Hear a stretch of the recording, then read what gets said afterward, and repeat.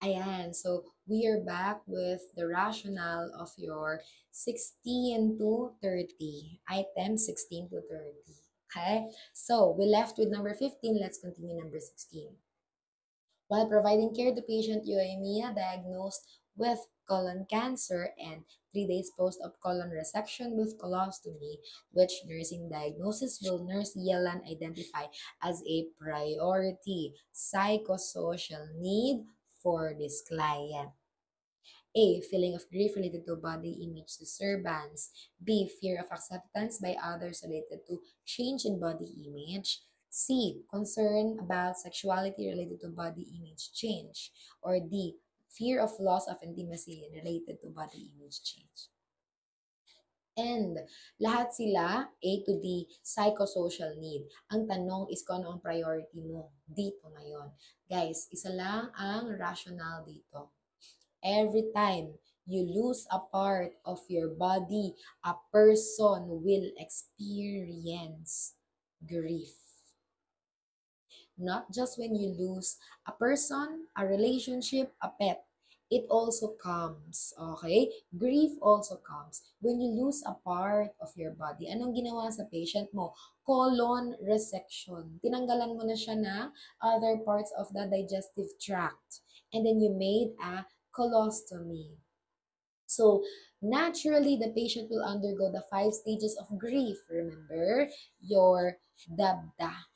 Denial, anger, bargaining, depression, and acceptance. So, the best answer for this question is alpha, feeling of grief related to body image disturbances. Siya yung priority mo. Remember, no matter what kind of concept in medical surgical nursing or even in psychiatric nursing, okay? Every time a person will lose a part of their body, for example, amputation, okay? For example, blindness, okay? Ano pa? Yung loss of family members, or whatever. Basta nawalan sila ng part ng katawan nila or ng part ng buhay nila, the patient will undergo grief. Yan yung priority mo as a nurse. Okay? So, number 17. Nurse Barbara is educating patient Bedo with the colostomy who mentions punching small holes in the colostomy bag to release gas. What should the nurse explain about this practice? A. It is an acceptable method to manage gas in the bag. B. It has no significant impact on the colostomy system. C. It damages the bag's moisture barrier seal or delta. It compromises the odor-proof barrier of the bag. And the best answer is mali ang ginagawa ni Patient Bedo. Educate Patient Bedo na it will compromise the odor-proof barrier of the bag. So, closed environment yan guys, ang iyong ostomy bag. Okay? Close yan siya. And if napupuno na ang iyong colostomy bag ng hangin, pag sobrang dami ng air or gas, what you should be doing is you should burp your bag. And burping the bag is opening the stomach bag to release the gas and then closing it again. Okay? Kasi closed system yan siya. So, it will damage the odor-proof barrier pag nagbutas-butas ka dyan. Okay? Ayon. So, yung moisture barrier seal, definitely this is not about moisture but rather about gas. Okay? Acceptable ba yan? No. Exactly why we have this kind of question. So, if you want to release the gas, burp your bag rather than punching small holes on your colostomy bag. 18. Nurse Amber is reviewing discharge instructions with a patient who underwent surgery for colorectal cancer, including guidance on colostomy irrigation. Which statement by the patient shows understanding of when to contact the doctor? A. I'll call if I can't finish the irrigation in under an hour. B. I'll call if I have trouble inserting the irrigation tube into the stomach. C. I'll call if I need uh, I'll call if I feel abdominal cramping during irrigation. And D. I'll call if I pass gas while the return is flowing out. Okay? So, ano ang tama dyan? Correct understanding. Guys, you should call the physician if you experience bravo. If I will call if I have trouble inserting the irrigation tube. Meaning, yung stoma mo, ayan, stoma opening in the abdomen. O, itong abdomen mo, itong pusod mo. Okay? Yung irrigation tube, guys, it is like a triangular tube na pinapasok natin sa loob ng stoma para ipasok yung irrigating solution. Pag hindi nagkasya yan sa loob ng stoma mo, ibig sabihin ang stoma mo medyo maga, okay? Sobrang maga. It might cause obstruction. Hindi mo malabas yung mga laman niya sa loob, hindi mo siya mai-irrigate ng maayos. So, you have to call the doctor pag nangyari yan. Okay? Alpha, I'll call if I can't finish irrigation. That's wrong. Actually, you can finish irrigation 30 to 60 minutes. Pwede na yan for irrigating your colostomy. I'll call if I feel abdominal cramping during irrigation. Is cramping to be expected in an irrigation pag may mali kang nagawa? The answer is yes, it is expected, but it does not prompt you to call the physician kasi it can be managed. It can be managed by proper health teaching. Okay? Pag nag-cramp, you should stop until mawala ang cramping. Until cramping disappears. Stop until cramping disappears, or pause until cramping disappears. Okay? I'll call if I pass gas while return is flowing out. Actually, normal, expected yan na mauutot ka, okay? Maglalabas ng gas and ng mga fecal matter ang iyong colostomy. Kaya nga tayo nag-i-irrigate in the first place para mailabas mo yung mga bagay na yan. So you don't call the physician when that happens because that is expected. Okay? Next, number 19. On the first post-operative day, Nurse Diona observes no measurable fecal drainage on a patient's new colostomy stoma. What is the most appropriate nursing intervention? Okay? A. Notify the physician immediately. B. Place the patient on bed rest and contact the physician. Okay. C. Request an order to irrigate the colostomy stoma. Or D. Maintain the current care plan. Guys, anong meron? Colostomy. Guys, when you have colostomy, you will expect na meron kang fecal drainage 2 to 3 days post-op. So, ilang day na to, guys?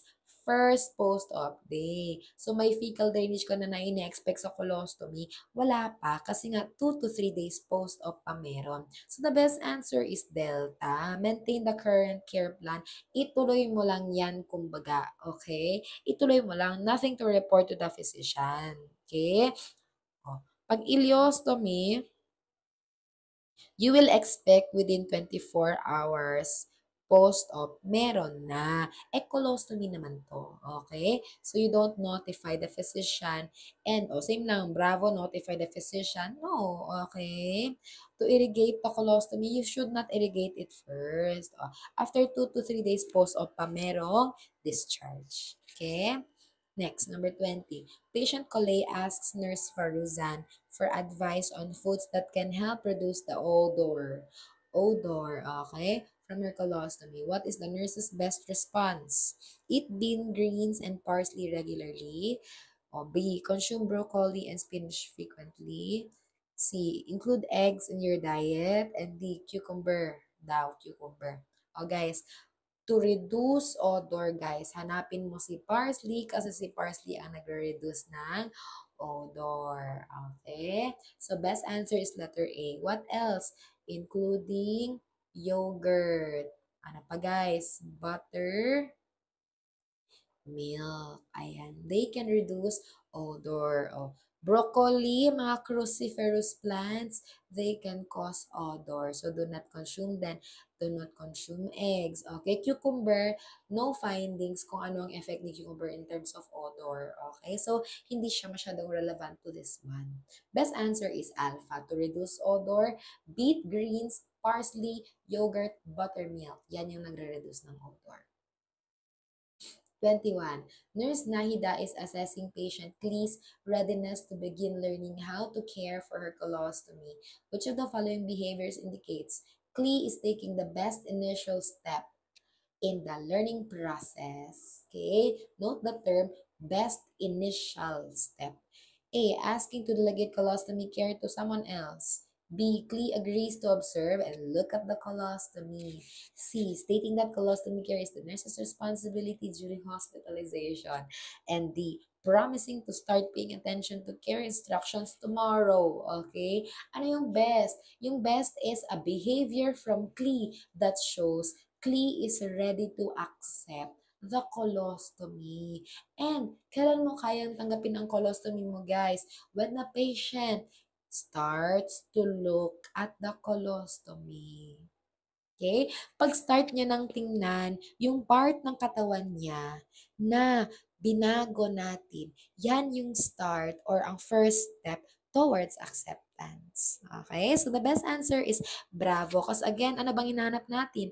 Best initial step. So the initial step is acceptance. And showing acceptance is when you start looking at the concerned part of your body.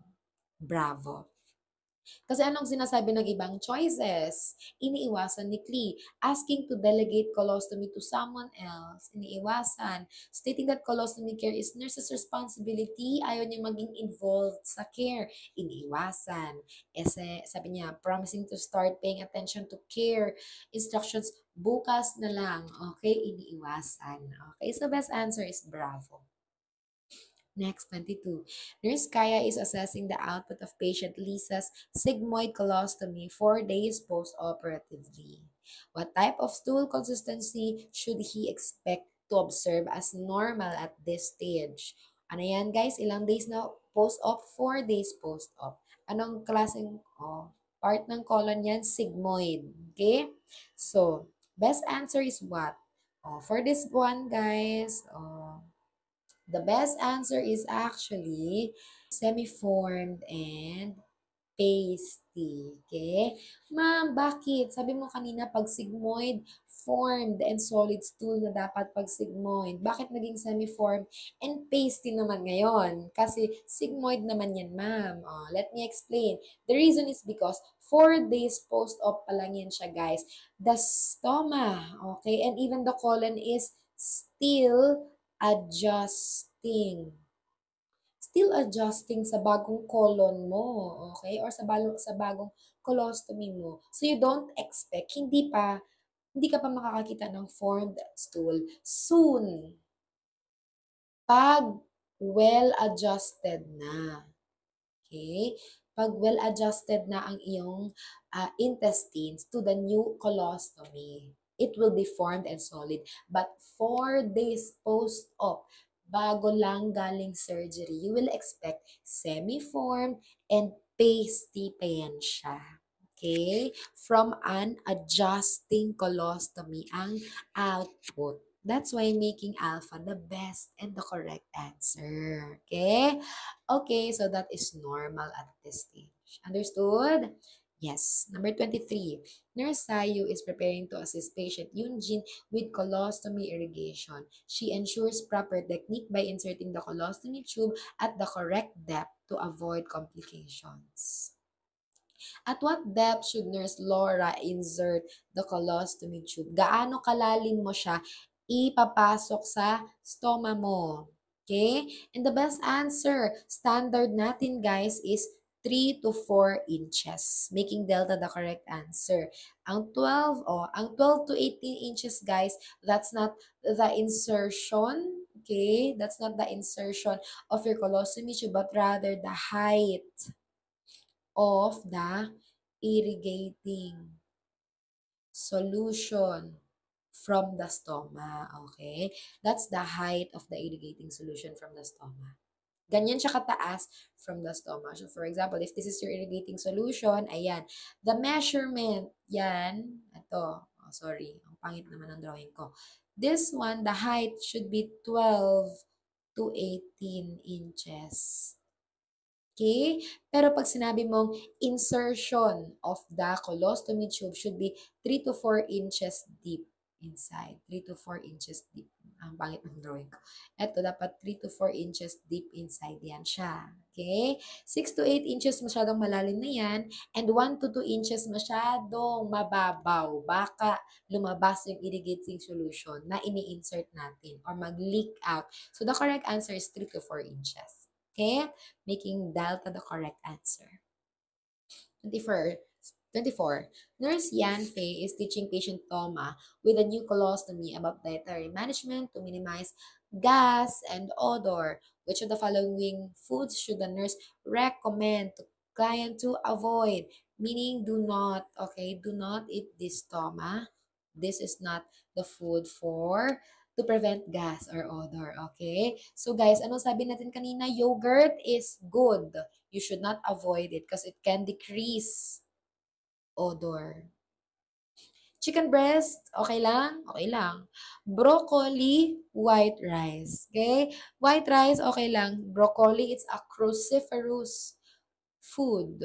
Okay? Mga madahon-dahon. So, yan yung dapat mong i-avoid. Making your Charlie the correct answer.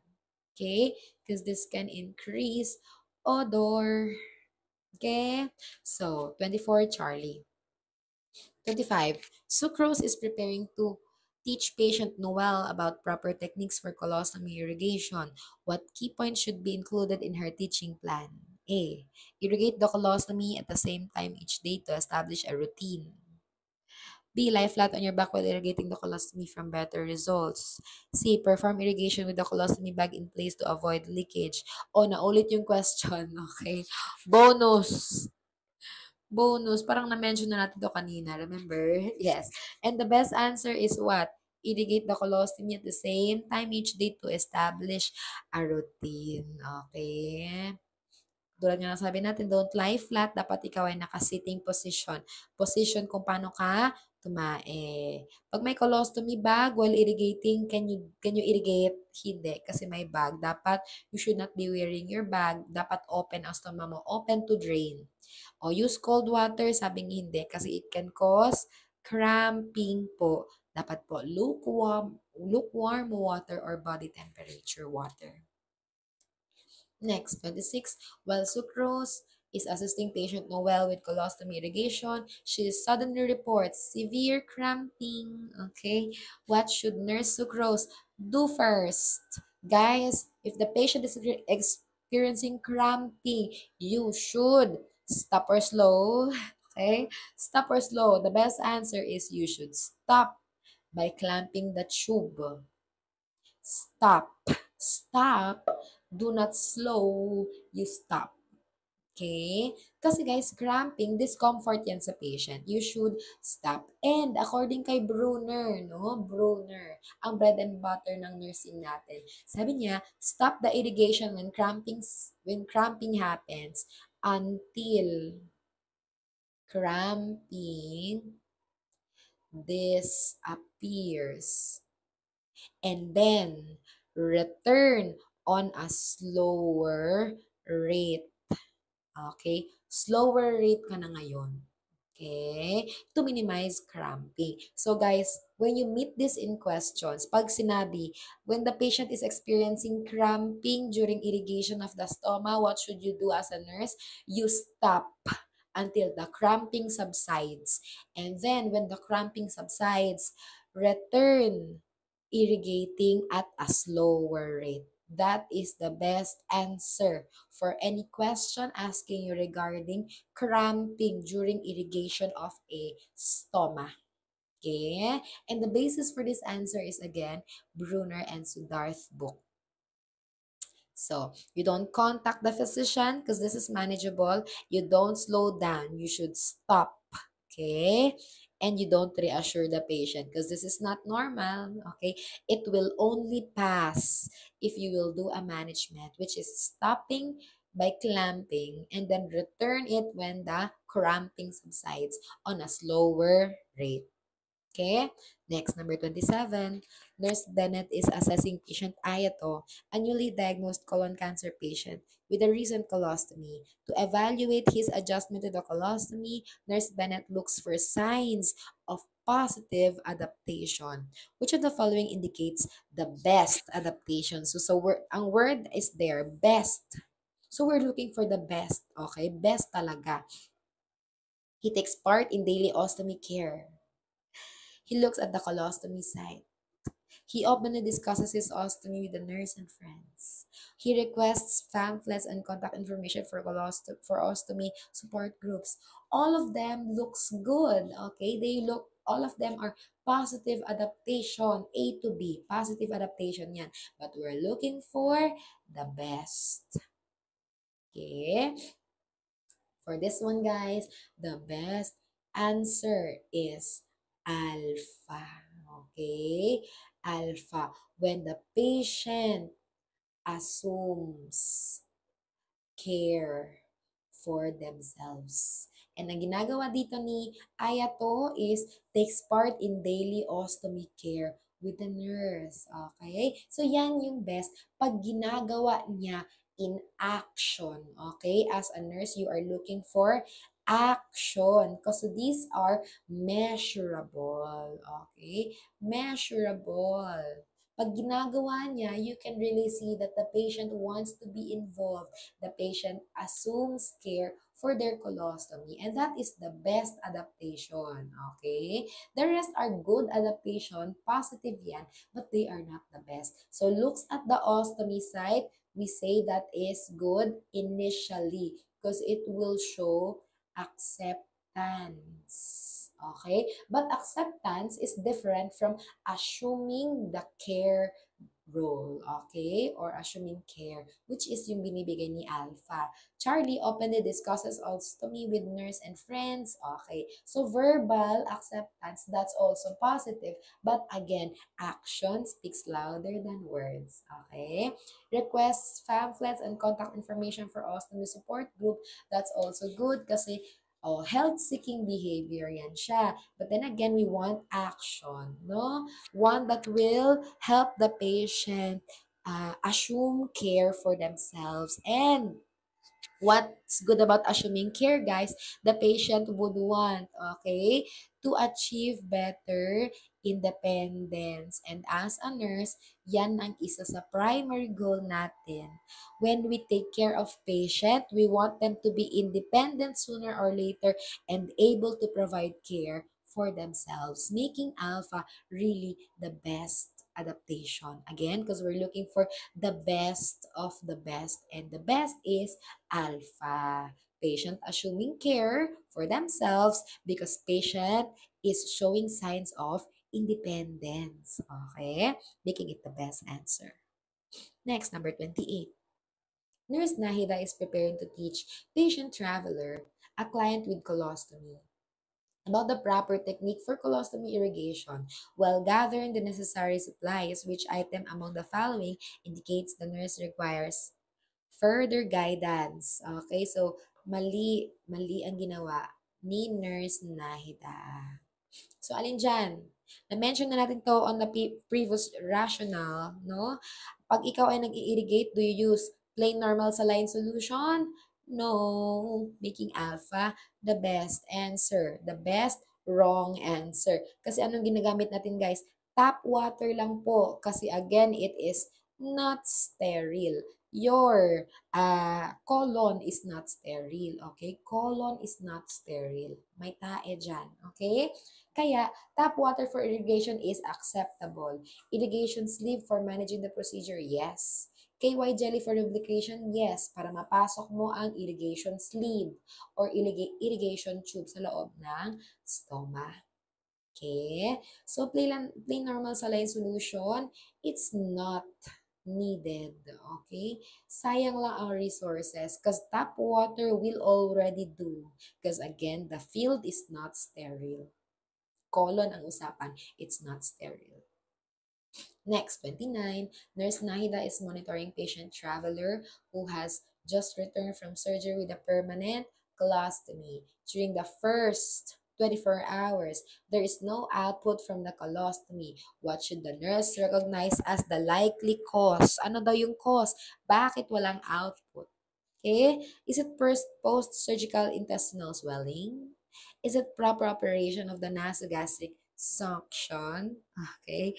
Temporary absence of gastrointestinal motility or reduced fluid intake before surgery. Okay. Ano kaya ang reason kung bakit walang output ang colostomy? Anong ginawa? Did we perform a surgery? Yes. Okay. And do we expect in a surgery we use anesthesia? Yes. And what is the side effect of the anesthesia to the patient?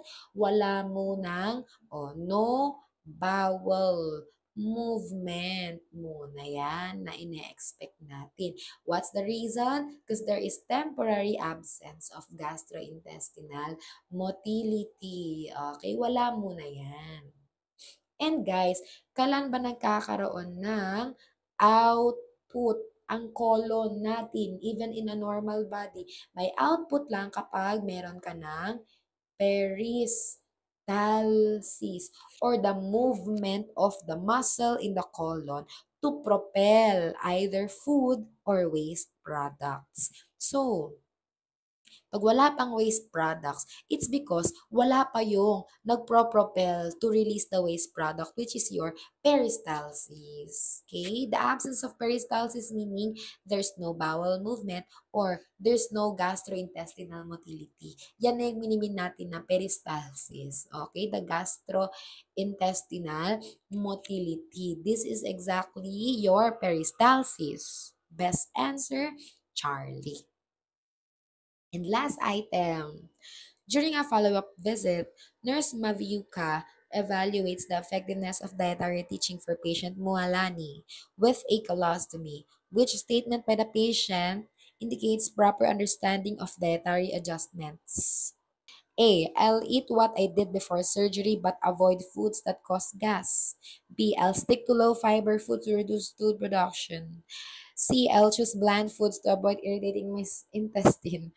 Or D. I'll eat soft foods that are easier for my large intestine to process. And the best answer, guys, a stoma will not prevent you from enjoying the food you used to eat before. Tulad ng sabi ko, di ba? So the best answer is alpha. You just need to avoid foods that will form gas and odor. Okay? So you can still eat what you have used to eat before. Meron lang konting adjustments. Okay? Tulad ng na-mention natin.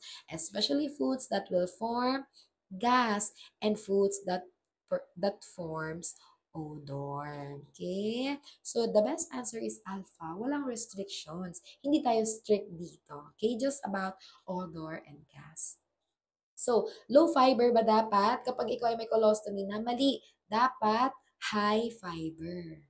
High fiber ang kinakain mo. Okay? Para mas maayos ang paglabas ng iyong mga stool discharges to prevent bowel obstruction.